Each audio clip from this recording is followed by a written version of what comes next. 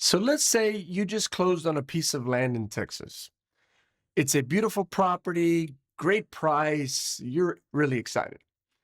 Then your neighbor knocks on the door and tells you he has the right to drive across your land every single day. And he's right. It's in the deed records. It was there before you bought it, and it's not going anywhere. So, what does that mean for you?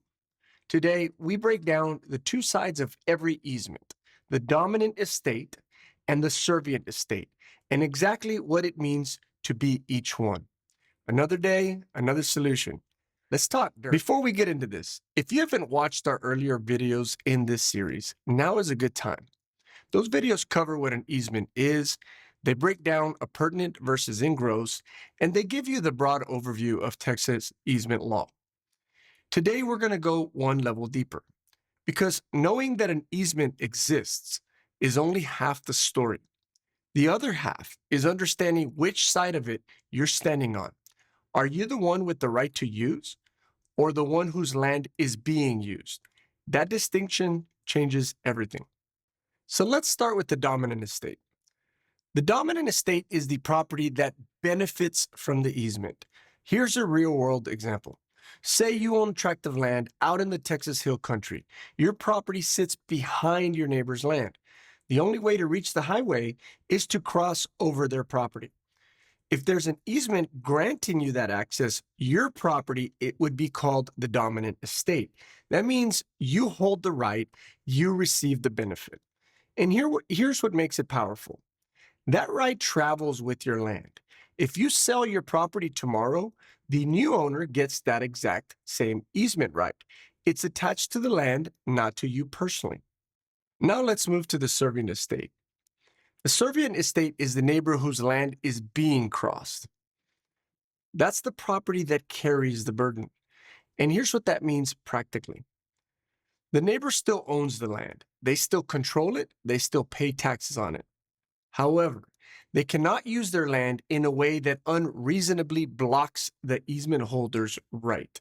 Think about that for a second. Say that neighbor gets tired of the traffic across his property. One weekend, he puts up a fence right across the easement path. In Texas, that's interference. That's a major problem, and it's generally a lawsuit. Just like the dominant estate, the burden travels with the land too. If the neighbor sells, the buyer takes the property with the easement already on it. In Texas, selling generally doesn't wipe the slate clean. So now you've got the two neighbors, two properties, one easement connecting them. How does that relationship work? It's defined by the document that created the easement. We call that the grant language. Here's a real example.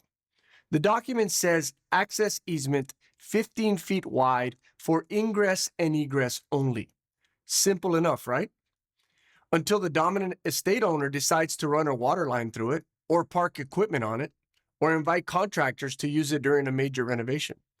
And the servient estate owner says, hey, that's not what was granted. Now you have a dispute. And a Texas court goes back to that original document and figures out what the parties intended when they signed it. That's why the grant language is everything in Texas. So if you own the dominant estate, what can you actually do in Texas? You can use the easement for the purpose it was granted. Real world example. Your easement gives you the right to cross your neighbor's land to reach your back pasture. You can drive that road, you can grade it, you can clear brush to keep it passable. That's all within the scope. Now pay attention to this. What you cannot do is expand beyond what was granted. You can't decide the road needs to be twice as wide. You can't invite a pipeline company to run a line through it, and you can't convert personal access into a commercial trucking route. The scope is fixed, and if you push past it, you become the one creating the legal problem. So Rick, what if I own the servient estate? What do I actually owe? Well, first, you cannot interfere. Here's a real world example. A landowner in Texas gets frustrated with his neighbor, crossing his property every day. So one weekend, he puts up a locked gate right across the easement.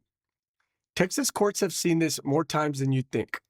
It never ends well for the one who put up the gate. Here's the thing though, you are generally not required to maintain the easement.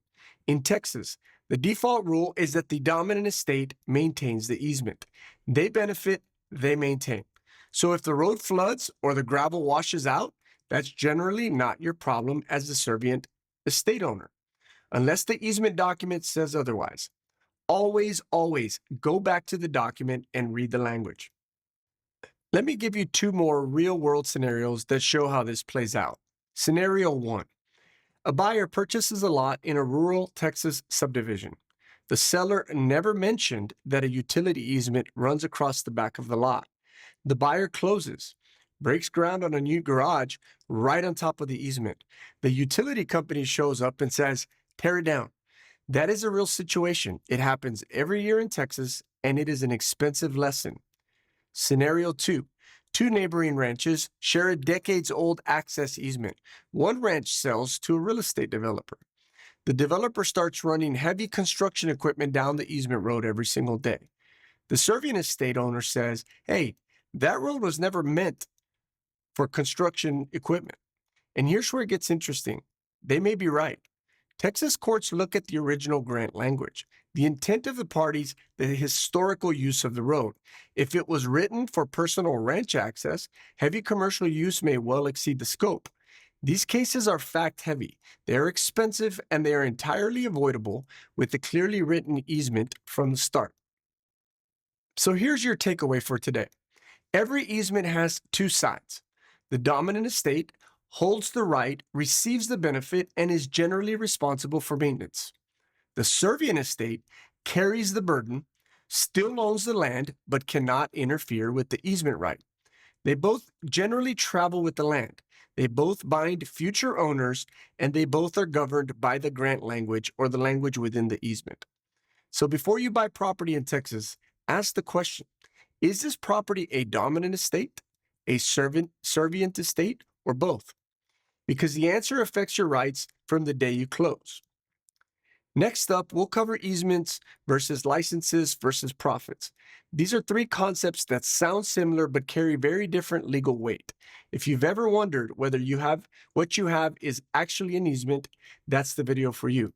Don't miss it. If this video was informative, please make sure to like and subscribe below.